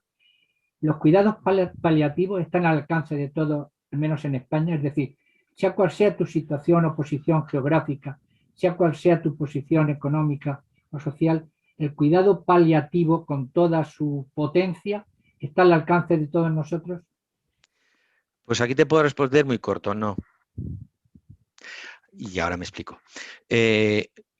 Unidades de cuidados paliativos, nosotros en España, cada comunidad autónoma, esto es así, lo ha desarrollado de una forma, ¿no? Quizás la comunidad catalana es la que lo tiene más desarrollado y tiene algunas unidades específicas, pero en general en los demás sitios, como en la comunidad valenciana, lo que tenemos son las unidades de hospitalización domiciliaria, que es gente bien preparada, pero que no son especialistas en cuidados paliativos, pero están bien preparados. Pero claro, atienden paliativos y atienden todo lo demás. Y entonces ellos sí que son capaces pues, de hacer una transfusión en el domicilio, de colocar una bomba de infusión, de control. Efectivamente, esto es lo que estamos trabajando. Y tenemos luego los hospitales de paliativos, pocos, pero tenemos en la Comunidad Valenciana o en Valencia, bueno, en Alicante tenemos, en la Santa Faz creo que hay uno, y en Valencia tenemos en el doctor Moliner y el padre Jofré, ¿no? Pero el mejor lugar terapéutico, que es un concepto que nosotros manejamos para un paciente que está cercano a la muerte, no es el hospital, es su casa, en su entorno, con su familia, pero eso sí, con la atención médica adecuada. Y por eso te decía al principio, y es uno de los temas que a mí más me ha dolido de, como se ha dicho, de cómo se ha escamoteado este debate de la ley, es que se nos presenta la eutanasia y no se da alternativa, con lo cual la gente, ante el sufrimiento, se va a tirar a la eutanasia, no va a tener la oportunidad, ni vamos a invertir y desarrollar, como tú bien decías, recursos en cuidados paliativos. Yo siempre gasto una broma un poco macabra, pero es verdad. ¿Por qué no invertimos más en cuidados paliativos? Porque ninguno de los pacientes que se beneficia de cuidados paliativos votan las siguientes elecciones. Es evidente, y estoy seguro de que no es una broma macabra, es una realidad. Bueno, pues muchas gracias. Voy a dar ya paso a las preguntas. Hay un señor que se llama José Gabriel Alfonso que quiere hacer 2 preguntas. Si puede abrir el micrófono, incluso la pantalla, si desea que le veamos en persona, ya tiene la oportunidad de hacer esas preguntas. Buenas tardes. Buenas tardes. Una pregunta para el doctor Cerdá. Yo soy José Gabriel Alfonso. En fin, yo no tengo absolutamente ningún mérito, soy un economista jubilado, pero estamos junto con un grupo de amigos intentando sacar aquí en Alicante un centro de cuidados paliativos Hombre. a través de una fundación. En fin, ya hablaremos, porque creo que será necesario que intercambiemos algún tipo de experiencia. Pero quería hacer dos preguntas. Una, es una cosa que me ha llamado la atención, que efectivamente cuando hablabas bueno, en esos últimos momentos de la vida, hay que pues, procurar dar un sentido, ¿no?, a esa situación, porque lógicamente cargar de sentido la vida hace pues, que sea lógicamente más llevadero y, bueno, pues de alguna manera está más entroncado con la felicidad, ¿no? La felicidad con todo lo que lleva de carga, de seguridad bueno, y de despejar pues eso, incógnitas, ¿no? Entonces, claro, está claro que para los creyentes, pues eso, lo has comentado, es más sencillo. Pero claro, para los no creyentes, ¿qué se les puede proponer, ¿no?, para, bueno, dar ese sentido en ese momento de la vida, ¿no? Porque yo creo que eso es muy complicado y lamentablemente, es decir, digamos, el grupo de no creyentes cada vez lamentablemente es mayor, ¿no? Muy bien, te contesto a esta y luego me haces la otra. Bien, sí, pues no tiene nada que ver con esto. Sí, pues bueno, has dicho muy importante. El sentido es algo fundamental, no para enfrentar la muerte, para enfrentar la vida, para enfrentar el día a día, ¿no? Y eso es un poco lo que yo creo que he intentado dejar caer a lo largo de la charla, ¿no? La importancia que tiene formarnos y formar en esta dimensión a los jóvenes, ¿no? En el sentido. Es decir, ¿para qué quieres? La diferencia entre ser y tener, ¿no? Es decir, esto yo creo que es fundamental. ¿Tú quieres ser médico o quieres tener el título de medicina? Esto se lo pregunto yo a mis alumnos, ¿no? Incluso, bueno, no me enrollo. Pero esto es muy importante. Tienes que dar sentido a tu vida. Cuando das sentido de tu vida, encontrarás sentido de tu muerte. El problema es cuando durante toda la vida no has encontrado sentido de tu vida o el sentido que le has dado ha sido el poder, el éxito, el bienestar, que no es felicidad. Si eso ha sido, en el último momento es muy difícil cambiar. Es muy difícil cambiar. Ahora bien, Gabriel, como profesional médico, ¿cuál es mi misión? Liberar al paciente de los síntomas, de todo aquello que le está empujando a buscar la muerte, para que racionalmente en ese momento pueda hacer una reflexión y pueda cambiar. Puede de repente decirse, ¿de qué me ha servido el dinero? ¿De qué me ha servido el éxito profesional? ¿De qué me han servido mis títulos? En este momento, ¿qué es lo que me sirve? El amor de los que me quieren, el amor de los que quiero. ¿Y de dónde surge ese amor? Es dar la oportunidad de que uno dé el salto trascendente, pero lo tiene que dar uno, nosotros no podemos hacerlo. Sí que podemos, desde el punto de vista profesional, trabajar para liberarle de los síntomas que no le dejan, que le están obsesionando en acabar con esa situación, en que no quiere vivir así. Pero si le quitas el dolor, el sufrimiento, en la medida de lo posible, o le ayudas a saber llevarlo, de repente se plantea, bueno, ya no es el dolor, pero ¿qué sentido tiene mi vida? Es darle esa oportunidad. Por eso, en estas circunstancias sí que es frecuente, igual que me preguntaba Jesús antes, ¿es frecuente que uno renuncie? No, no es frecuente, no es frecuente, sobre todo si tienes atención, pero en algunos casos se da. Pero también es frecuente que uno se plantee otras cosas. Y esto yo creo que es fundamental. Yo cuento una anécdota que a mí, bueno, me llenó profesionalmente, de un paciente que, os corto la historia, se había intentado cortar las venas porque tenía una enfermedad terminal, estaba con mucho dolor y ya no podía más, y como entonces no había otra opción, pues hombre, intentó cortarse las venas, ¿no? Fuimos al domicilio, le atendimos, le curamos, le pusimos una bomba de morfina y 4 horas después pasé a ver cómo estaba por su casa, me abrió en la puerta y textualmente me dijo, doctor, esto sí que es vida. Alguien que unas horas antes, 4 horas antes, estaba desesperado, simplemente, entre comillas, porque le controlamos el dolor con una bomba de morfina, eso sí que le cambió la vida. Ese señor murió aquella noche de la enfermedad que tenía. Pero pasó 4 horas, cuando yo llegué estaba con sus hijos viendo la tele y tomando un colacao. Estoy seguro que la imagen que le quedó a su mujer y a sus hijos no fue la de un padre desesperado que en el cuarto de baño se intentó cortar la venas y salpicó todo de sangre, sino que se estaba tomando un chocolate con ellos viendo unos dibujos animados. Entonces, nosotros solo podemos centrar el balón, como podemos hacer en la vida. Luego, en la dimensión trascendental, pues el Señor, a través del Espíritu Santo, pues tendrá... Nosotros solo podemos centrar el balón. Y en ese sentido creo que es muy importante, porque en cualquier momento uno puede encontrar el sentido. Hombre, con tanto lo encuentre, más feliz, ahí está lo que tú decías, más feliz va a ser. Exacto. Pero en el último momento puede ser. Uno puede encontrar ese momento de lucidez, ¿no? Moral. Sí, yo creo que tendría mucho... Es muy importante en esta dinámica que has planteado el tema de la familia, ¿no? Es decir, la familia es la que de alguna manera es la depositaria, se tenga o no se tenga fe, o sea, creyente, es la depositaria del cariño de esa persona, ¿no? Entonces, canalizar, es decir, bueno, aprovechar todo el cariño que te queda por dar en los últimos momentos, esto creo que sería bueno, pues un factor de sentido muy importante, ¿no? Pero en fin, lo dejo ahí para una reflexión. Y la segunda pregunta, si me permites, es, bueno, con respecto al tema de los recursos, ¿no? Es decir, la Comunidad Valenciana, pues has comentado que efectivamente, ¿no? Está fundamentalmente bueno, pues hay unidades de cuidados paliativos en determinados hospitales. Aquí en Alicante tenemos en general una unidad de cuidados paliativos, pero tiene 25 camas y es lo que hay, es que no hay más. 25 camas. Antes había también otra unidad en el Hospital de San Vicente, pero la quitaron. Precisamente por eso, porque supone recursos y aquello se ha convertido, bueno, pues en un hospital de crónicos y ya está, ¿no? Entonces, claro, aquí en Alicante más o menos, ¿no? Es decir, pero las cuentas que nos salen es que es decir, pacientes en necesidades de cuidados paliativos, es decir, que están en una fase terminal de su vida, entre 4 y hasta 4 o 5 meses de expectativa de vida. Ahora mismo puede haber unas 4.000 personas, ¿no? En las diferentes áreas de salud de lo que es Alicante, ¿no? Claro, eso son personas que están en sus domicilios.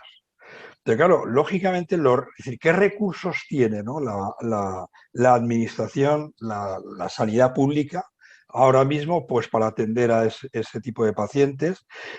Sería una pregunta. Y la segunda es, a nivel privado, ¿este tema se contempla? ¿Las compañías, las mutuas, o pasan, bueno, pues como un tupido velo, ¿no? Pues porque tampoco se lo toman en serio, precisamente por los recursos que esto supone, ¿no? Pues tú mismo lo has dicho. En el ámbito privado esto es complicado porque el coste es muy alto. El coste es muy alto. Y por tanto, pues el rendimiento sería muy complicado. Entonces, yo recuerdo también un paciente que me llegó a decir, mire, pagando lo que sea, dígame dónde puedo ir, que venga... No, es que no hay recursos, no hay recursos. ¿Y qué podemos hacer para dotar de recursos? Yo creo que hay 3 cosas que podríamos hacer. La más importante la diría al final. Uno es formar a los médicos y a los enfermeros, a los profesionales sanitarios en la actitud paliativa.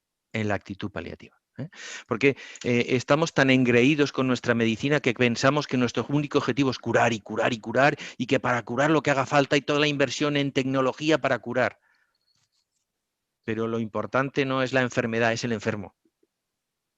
Y esto debe de ir en el ADN de los profesionales sanitarios, ¿no? Siempre primero la persona y luego la tecnología y los medios. Si podemos curarlo, pues ideal. Pero si no podemos, tenemos una labor tan importante como la de curar. Y luego generar recursos. Pero, en fin, aquí voy a dar una opinión más que una opinión personal, ¿no? Pero los recursos se generan cuando hay demanda. Y cuando la demanda tiene, entre comillas, una buena venta. Este es uno de los problemas de esta ley que os decía. Es decir, reduce la venta de los cuidados paliativos y va a haber menos demanda porque se está vendiendo. ¿Para qué vas a sufrir? ¿Para qué vas a...? Incluso, como ha dicho Fernando, en algunos sitios es que se está diciendo ya que es un gasto. Hubo una persona de un partido político en esta época de pandemia que dijo, la naturaleza está empezando a actuar para que no tengamos tantas personas mayores que nos están minando bueno, esto es complicado, ¿no? Es complicado, y lo que traduce, que es lo grave, es la falta de formación. No creo en la mala intención de las personas. Creo en la falta de formación, en la falta de reflexión, ¿no? Y la tercera te he dicho que es la más importante. Y le he dicho que la quiero decir al final porque quiero darte la enhorabuena. Lo que tenemos que hacer, lo que podemos hacer los cristianos es no solo hablar, no solo dar mi argumento y formación, sino hacer. Y por tanto, la alternativa de crear cuidados paliativos nos va a tocar a nosotros. Y creo que es lo que hay que hacer, dar esa alternativa. Y creo que esa es la más importante. Evidentemente eso, como uno al principio, eso es caro, cuesta mucho dinero, pero también te digo una cosa, y te lo digo como enamorado de mi profesión, como médico de familia y ahora como profesor universitario, cuando más útil me he sentido en mi vida como profesional ha sido con los pacientes que se me morían. Esto es así, así que enhorabuena y te animo a que ese proyecto lo saquéis adelante y lo potenciéis. Y por supuesto que cuentes conmigo para lo que te parezca. Pues muchísimas gracias. De hecho, dentro de un par de semanas, Jerónimo ha sido tan amable de darnos este espacio para explicar un poco cuál es el proyecto, en qué consiste, y además intervendrá uno de los psicólogos que está también en este proyecto, que es David Parisi, que está también conectado con nosotros y no sé si luego querrá hacer alguna pregunta. Muchísimas gracias, Germán. Un abrazo. Muchísimas gracias a ti, José Gabriel. Mira, la siguiente pregunta la hace por escrito, la hace una querida compañera nuestra de GEA, que te dice lo siguiente, que a mí me parece, desde mi punto de vista de no creyente, me parece una pregunta muy interesante. Dice, Jesús en la cruz pide ayuda y en su desesperación dice, Padre mío, si es posible, haz que pase de mí este cáliz. Y el Padre, que sepamos, no acude en su auxilio. Para un creyente, ¿es un ejemplo que le reclama renunciar a los cuidados paliativos?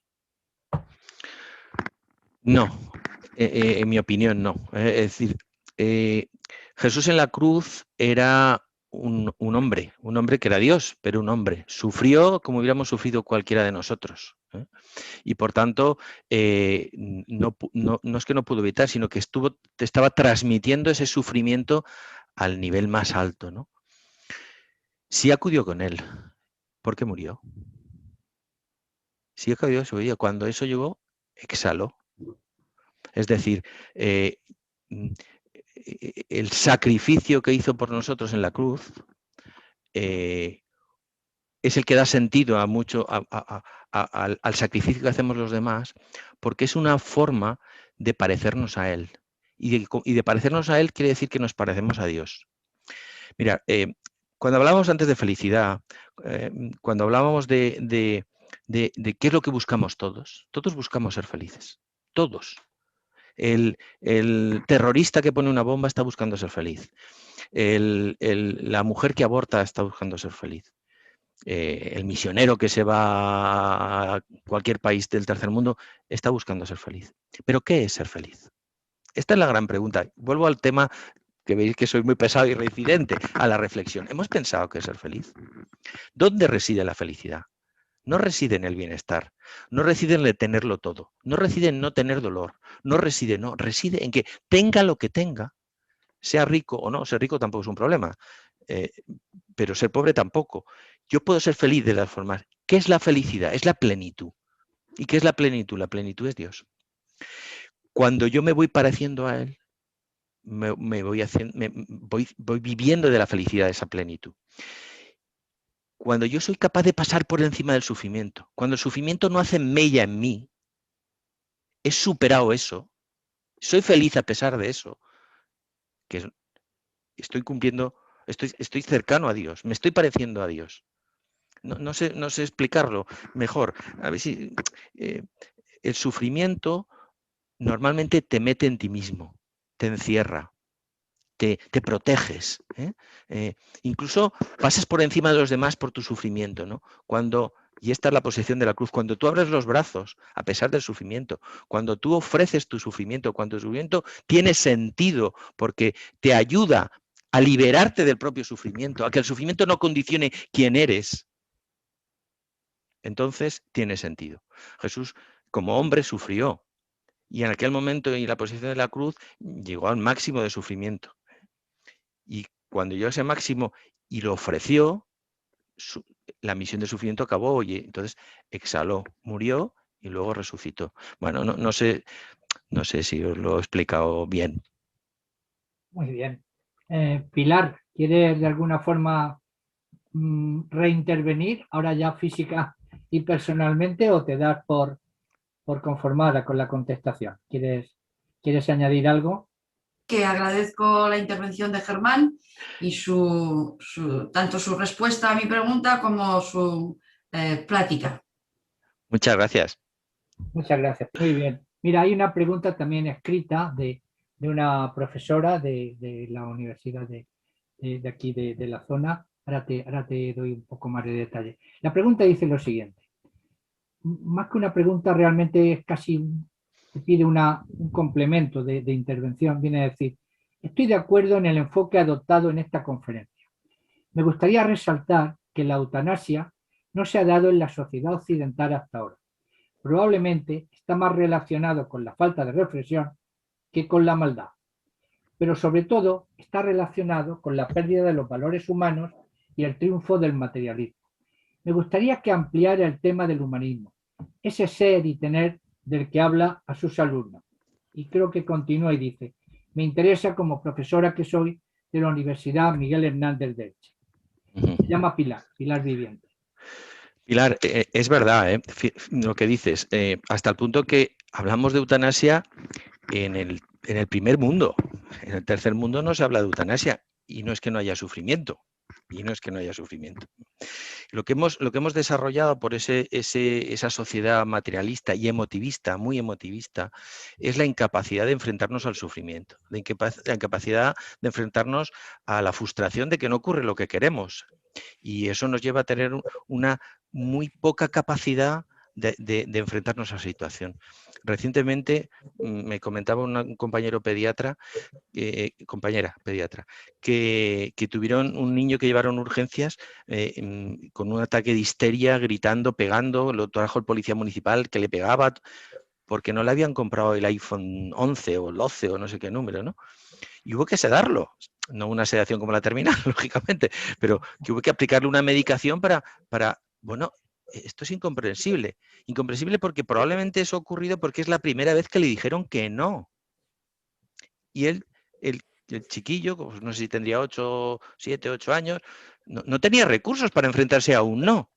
Entonces, cuando uno no es capaz de enfrentarse, ¿cómo se va a enfrentar luego a otras situaciones más complejas? Al fin y al cabo, enfrentar el sufrimiento es un proceso de maduración. Por eso es tan importante en que en las familias, cuando esto ocurre, no separamos a ningún miembro de esta situación dolorosa. Les ayudemos a vivirla, incluso los niños.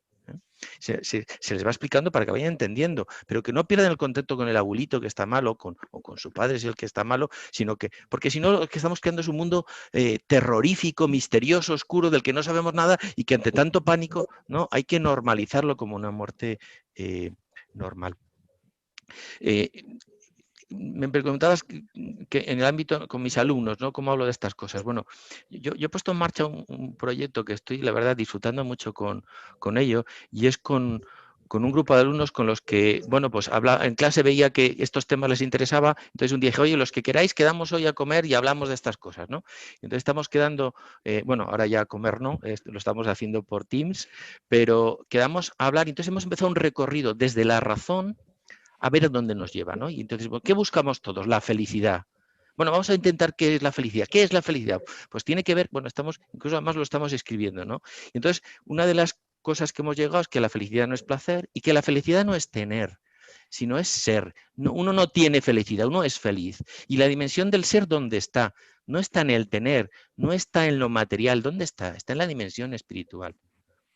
Entonces, ¿qué es esa dimensión espiritual? Pues eso es eso que nos hace diferentes de los otros seres vivos. Es donde reside la dignidad. Por eso nuestra dignidad es diferente a la dignidad de los animales, que también la tienen, pero diferente, ¿no? Entonces, bueno, pues es en ese ser que al final condiciona nuestra forma de ser, es el que hay que trabajar, es el que hay que formar. Porque todos tenemos en ese ser las mismas potencialidades, pero si no las desarrollamos, es como si no las tuviéramos. Y al final nos comportamos como aquellos que no tienen esa dimensión, que son los animales. La libertad también la tiene un animal, pero no tiene la misma que el ser humano.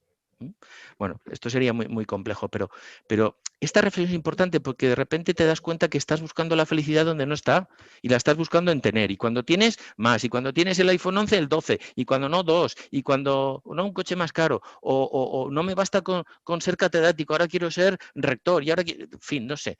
Vamos buscando la felicidad donde no está, está dentro, está en el ser. Tengo que saber qué es eso. ¿Qué me hace feliz? Y de repente descubres que en el ser está la libertad, está el amor, está la verdad, está lo bueno. Y entonces empiezas a defender eso. Y eso es lo que te queda cuando estás enfrentándote a la muerte. Si eso no lo has preparado, si no lo has trabajado, es mucho más complicado. Porque sigues queriendo tener, no ser. Y por eso yo intentaba explicarle a mis pacientes, no con este rollo, lógicamente, pero intentaba transmitirles que uno puede ser feliz a pesar de estar cercano a la muerte. Y uno puede mirar la muerte de frente, pudiéndose volver y mirar el pasado con satisfacción. No porque haya acertado toda su vida, sino porque sabe que lo que ha vivido es porque él ha construido su vida. Y que además deja un legado en los que han estado con él. Un legado, no me refiero económico, lógicamente, me refiero de amor, de una forma de entender la vida, de una forma de buscar la felicidad. Y por eso es tan importante que hasta el último momento esa lección se mantenga y uno no la abandone. Por los demás también. Bueno, no sé si te he contestado, Pilar.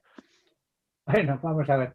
Como una de mis obligaciones es los cuidados paliativos con los ponentes, me voy a permitir a leerte ya la última pregunta porque ya vamos a cumplir dentro de poco cerca de 2 horas y debes de estar sobre todo tú agotado por tu intervención. Hay una intervención únicamente para felicitarte, dice espléndido.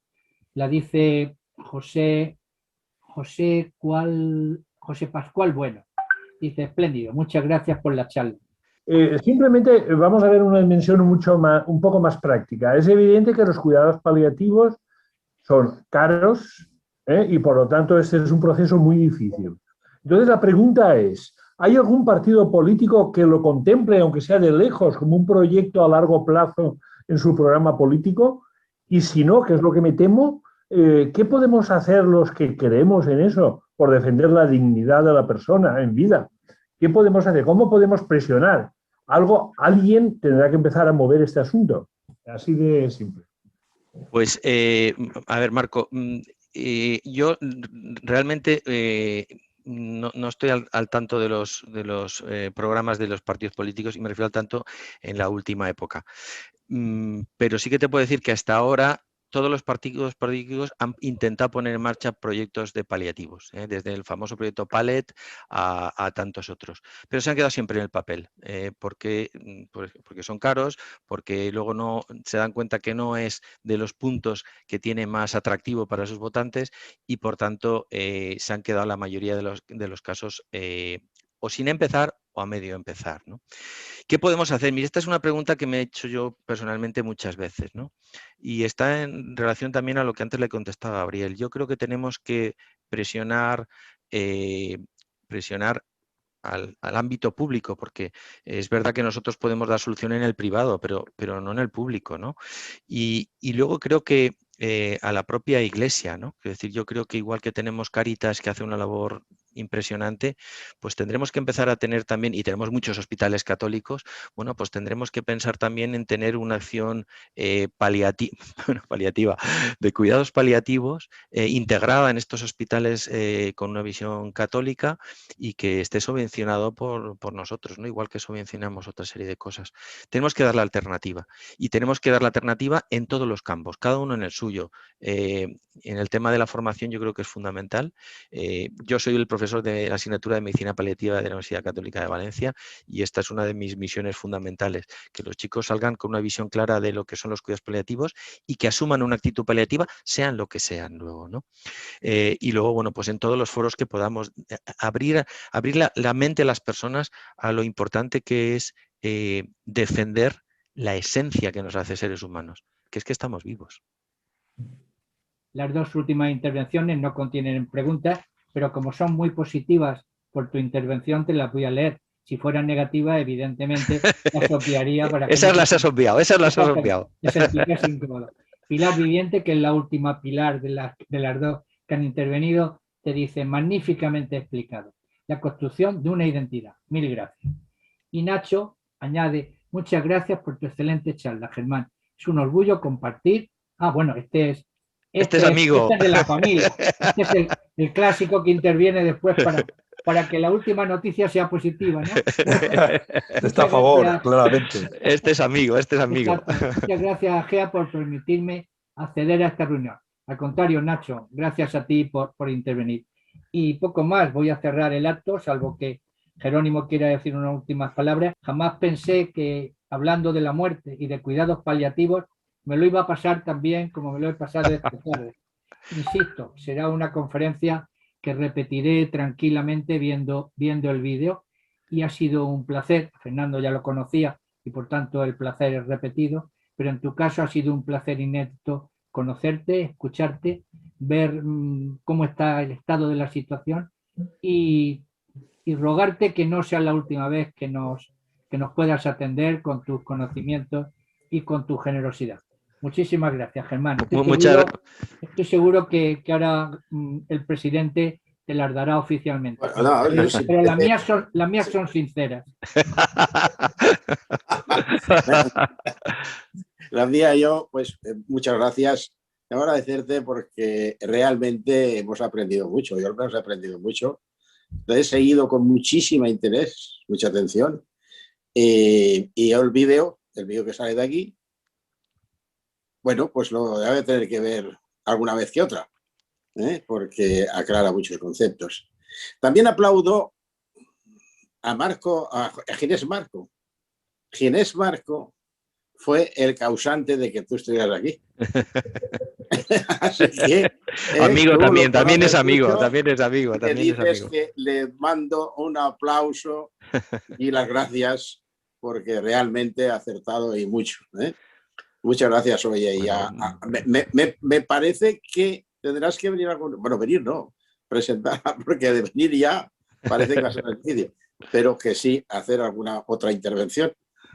Pero solamente pensar en que uno puede recibir estas atenciones es una maravilla, es una maravilla. Y además atenciones así, familiar, domicilio, etcétera, etcétera. Bueno, soñemos y encontraremos con la realidad cuando llegue. Muy bien. Muchas gracias y nada, y buenas tardes a todos. Permíteme que os agradezca a vosotros la invitación. Yo digo como Jesús, he estado muy a gusto, me lo he pasado muy bien, me he sentido como en casa y bueno, pues a vuestra disposición si estáis dispuestos a repetir después de esto. Bueno, muchas gracias a todos. Un último dato técnico para que os vayáis, Fernando y tú, muy contentos. En 2 horas de actuación no se nos ha ido ni un solo espectador. Creo que este dato creo que es absolutamente inédito. Así que repito, muchísimas gracias por el éxito de la conferencia. Muchas gracias. Hasta pronto. Adiós, hasta luego a todos. Adiós. Adiós. Adiós, Fernando.